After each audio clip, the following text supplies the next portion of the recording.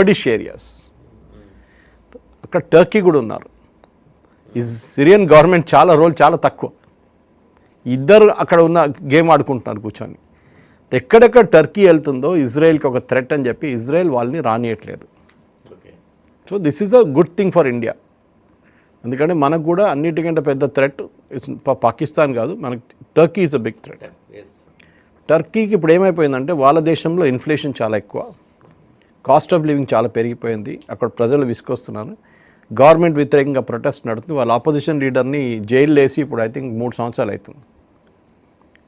Democracy అనేది లేదు అక్కడ, డిక్టేటర్షిప్ నడుస్తుంది. ఇంకోటి సార్, ఇప్పుడు ఈ సోమాలిలాండ్ ఇంకోటి స్ట్రైట్ ఆఫ్ బాబెల్ మండప్ కూడా దగ్గర కదా. కరెక్ట్, అది ఒక స్ట్రాటజిక్ పాయింట్. రెడ్ సీకి ఎదురుగుండా ఉంటుంది. ఆ ఎంటైర్ ఆ స్ట్రైట్స్ కంట్రోల్ చేయడంలోనే మొత్తం ఈ గేమ్.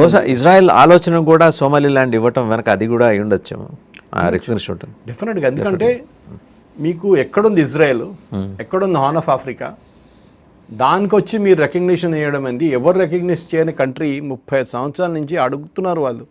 చూడండి, మేము డెమోక్రసీగా చాలా మంచిగా పనిచేస్తున్నాం, మా దగ్గర జ్యుడిషియరీ ఉంది, మా దగ్గర పొలిటికల్ పార్టీస్ ఉన్నారు, మా దగ్గర ఆర్మీ ఉంది, ప్రొఫెషనల్ ఆర్మీ ఉంది, మేము ఇక్కడ ఏం గొడవ చేయట్లేదు, మమ్మల్ని రికగ్నైజ్ చేయండి రా, పక్కన కొట్టుకుంటున్నారు కుక్కల్లాగా, వాళ్ళని రికగ్నైజ్ చేస్తున్నారు.